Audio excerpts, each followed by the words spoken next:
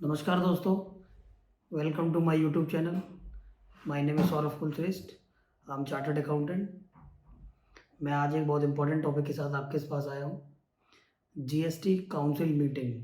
अभी हाल ही में 48वीं council meeting 17 दिसंबर को संपन्न हुई, जिसमें कुछ फैसले लिए गए जो कि व्यापारी के हित में भी हैं और कुछ ऐसे फैसले लिए गए जिससे कि जीएसटी से रिलेटेड जो सुविधाएं हैं उनको व्यापारियों के लिए और बेहतर किया जा सके। इनसे रिलेटेड कुछ जीएसटी 48 काउंसिल मीटिंग में फैसले लिए गए हैं, जो कुछ इस तरीके से हैं, जैसे जीएसटी रेट से changes. Second, simplified the process of GST returns, 3V mismatch. इससे रिलेटेड जो नोटिफिकेशन है वो जल्दी आएंगे। इससे रिलेटेड कुछ वायदे किए गए हैं और कुछ मामले में जो कि आप मीडिया के मुताबिक सुन रहे थे कि जैसे कि टैक्स, टोबैको और इन चीज़ों पर, तम्बाकू पर टैक्स है, इसको इंक्रीज़ किया जाएगा। इस तरह का कोई भी फैसला 48 काउंसिल मीटिंग में जीएसटी की नहीं हुआ है। जो फैसले हुए हैं, आइए वो देखते हैं कौन कौन से हैं, उस पर जल्दी से एक नज़र मारते हैं, जिससे कि हमारी जो आने वाली समस्या है वो दूर हो और जो कानून में नए चेंज आए उनको हम फॉलो कर पाएँ और व्यापारी के फेवर में उन चीज़ों का निर्णय करा सकें। आइए देखते हैं।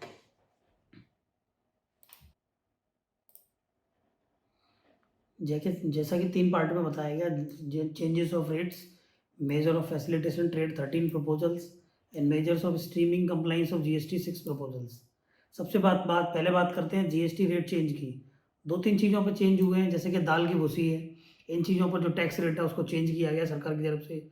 जो पहले हुआ करता था 5% उसको अब निल परसेंटेज में कर दिया गया, मतलब 0% की रेट में वो आज से कैलकुलेट किया जाएगा।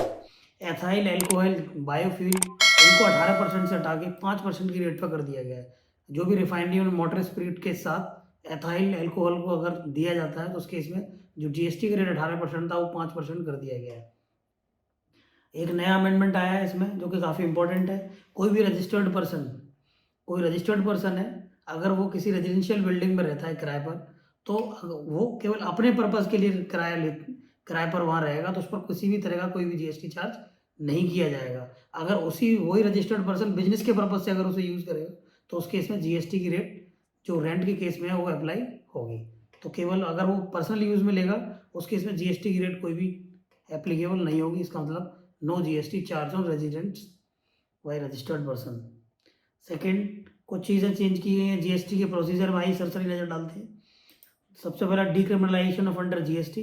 जो क्रिमिनल प्रोसीजर जो था 1 करोड़ से बढ़ाकर 2 करोड़ कर दिया गया है। पहले 1 करोड़ रुपए पर क्रिमिनल प्रोसीजर अप्लाई हो जाते थे, अब वो 2 करोड़ रुपए 2 करोड़ कर दिया गया है। जैसे देख रहे हैं 1 करोड़ टू 2 करोड़। लेकिन वो किस चीज़ में अप्लाई नहीं होगा? क्रिमिनल के केस में अगर कोई फेक इनवॉइस जारी करते हैं उस केस में 2 करोड़ की कंडीशन अप्लाई ना होके 1 करोड़ की कंडीशन अप्लाई होगी। लिखा है issuance of invoice without supplies goods और सर्विसेज। इसका मतलब फेक इनवॉइस अगर होगा तो 1 करोड़ पर भी क्रिमिनल के प्रोसीजर उसमें अप्लाई किए जाएंगे।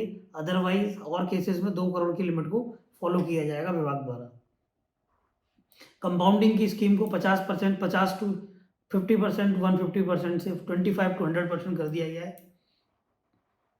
कुछ चेंजेस और हैं, ये आपके लिए इम्पोर्टेंट नहीं है, लेकिन ये टेम्पलेट है, आपको जो है डिस्क्रिप्शन में शेयर कर दी जाएगी।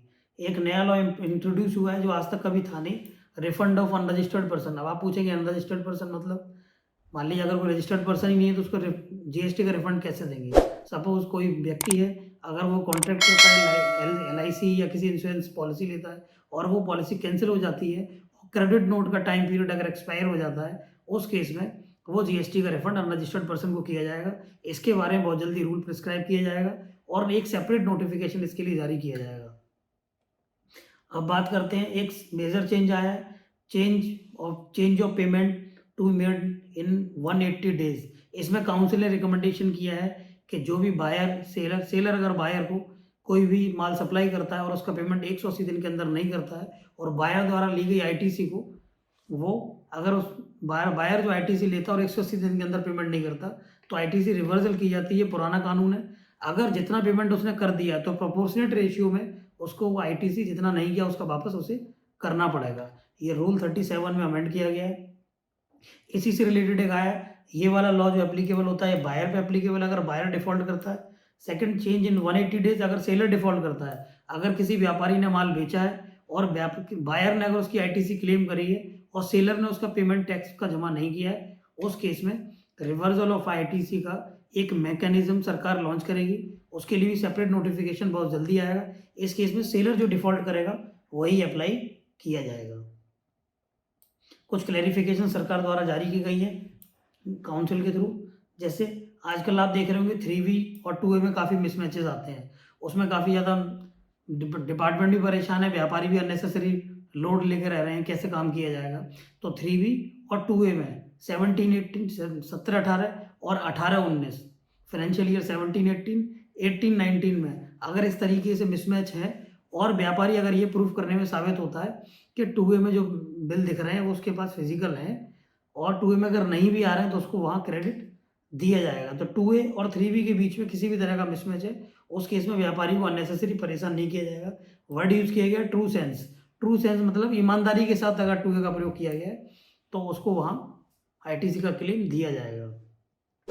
एक सेक्शन 75 में क्लैरिफिकेशन आया, अधिकारी क्या 75 का इस्तेमाल करते हुए उस व्यापारी पर कुछ चार्जेस लगाते थे, मिस स्टेटमेंट, सप्रेशन ऑफ मिसफुल statement, intent to evade taxes, intention के साथ कोई टैक्स की चोरी की गई है तो सेक्शन 75 को इम्पोज करते थे। सरकार ने कहा अगर इस तरीके से किया गया है तो उसमें जिम्मेदारी अधिकारी की उसको प्रूफ करे कि 75 में उस पर चार्ज लगाया जाएगा या नहीं।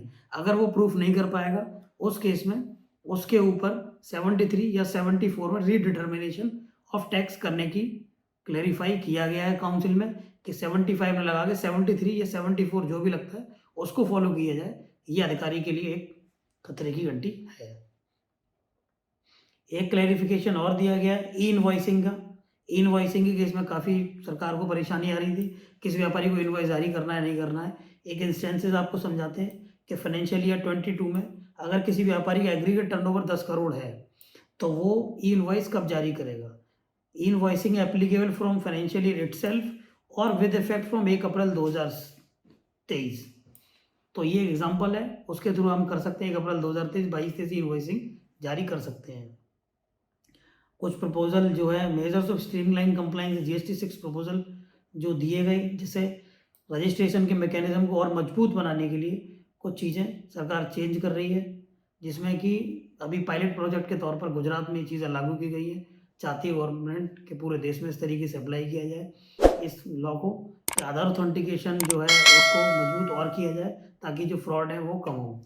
सेकंड चेंज जो मेजर चेंज आया है इसी केस में, रजिस्ट्रेशन के केस में, कि जो चीज़ें आज आप देख रहे हैं कि व्यापारी जब रजिस्ट्रेशन कराता है तो कोई उसके मोबाइल और ईमेल आईडी यूज़ करते हुए उसके नाम से रजिस्ट्रेशन ले लेता है, व्यापारी कोई और, मोबाइल नंबर किसी और का, ईमेल आईडी किसी और की।